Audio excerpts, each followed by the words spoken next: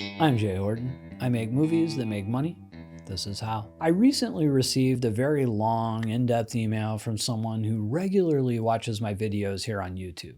The gist of the email was to ask the question, can I really find success as an indie filmmaker? Is there a formula? And I'm going to fully answer that question in this video. Real quick for context, paraphrased, here's what they asked. I know that it is possible for a person to find success in indie film as a writer and director, but there seems to be no sure way to do that, and that no matter how good you are or how hard you work, there's a very real possibility you won't make it. Wow. Well, here it is, as plain, simple, and truthful as I can be. You're absolutely right. It is very possible. In fact, it's even likely that you will work your butt off, do quote unquote everything right, and your movie will still lose money. That's just how it is.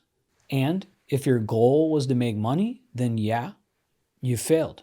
No matter how you slice it, the odds of an independent film making a profit are low. However, there are many things that you can do to narrow that gap, to make it less likely your movie will lose money. But again, it is never a sure thing. And that sucks. But it's really not anything new. People have struggled their ways through unsuccessful attempts at film careers for decades. Many, many more people fail or give up than will ever make it. And that has always been the case. And when it comes to art and business, there just are never sure things. But that's not to say that success is all luck either. And saying that it is just reductive and wrong.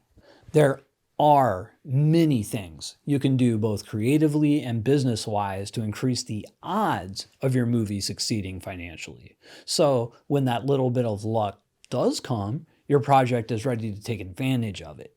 You know what they say about luck, it's like what preparation meets opportunity, which is the very reason I do this channel.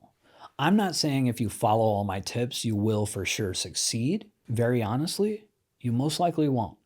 But what I am saying is that following this stuff can increase your odds of success. And at the end of this video, I'm going to share a few extra tips to help with that.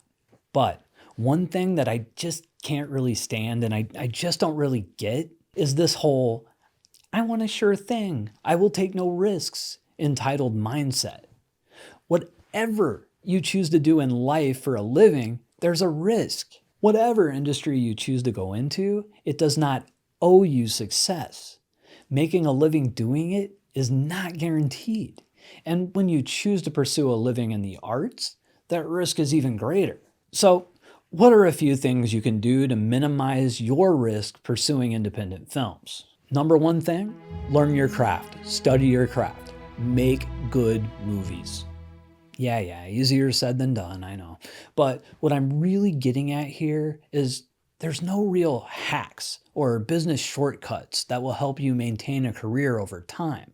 We're not making widgets here. Watch movies, study them, study other filmmakers, read books, study filmmaking techniques in books on YouTube or even in film school. And more importantly, start making stuff. Start making short films right away. Make it for nothing with your phone if you have to. You don't have to show it if it doesn't turn out, but the experience of just doing it would be worth it. Many smarter folk than me have said this time and time again. The best education is experience.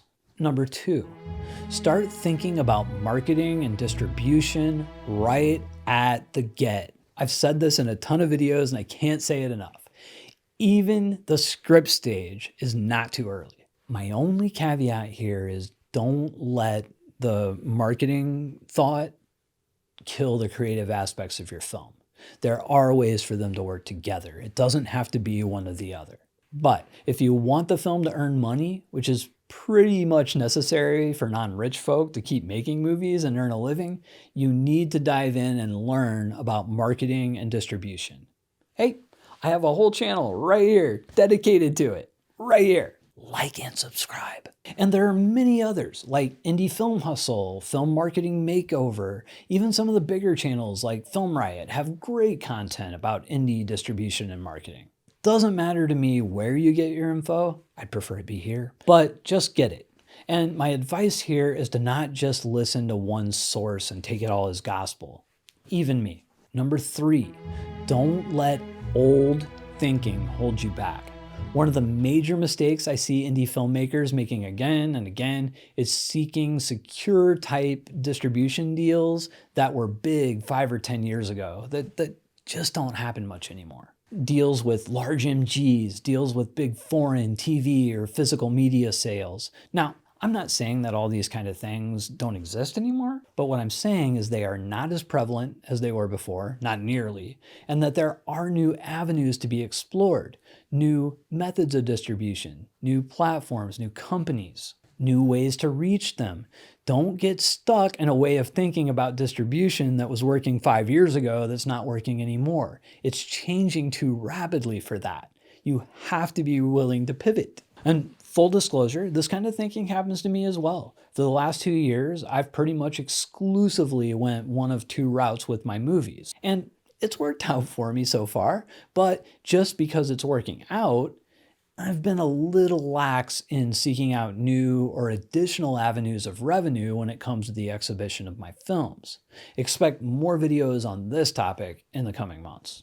Also, it's super important to realize that distribution is not a one-size-fits-all solution. There are different distribution strategies that might work very well at one budget level or for one certain filmmaker or a certain type of genre or type of movie that won't work so well for another, which is why it's really hard to give generalized distribution advice. But that's why on this channel I concentrate mostly on lower budgeted films, budgets well under 100,000. And really as time goes on, more like 50,000 and under is what I'm mostly talking about these days.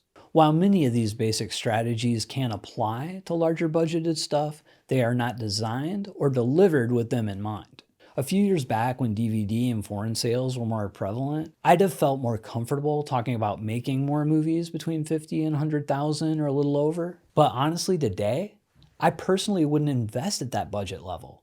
Too big a risk. I keep things $50,000 or lower myself. And of course, that's not to say 50 to 100K and up budgeted films aren't making good profits out there. I'm sure there's plenty of them that are. But for me, the sub $50,000 budget is the sweet spot. That said, I am prepping a $250,000 movie right now, and I'll be doing a ton more videos about that coming up. But let's get back to the original question. If you work hard and do everything right, will your film succeed? Keep making movies.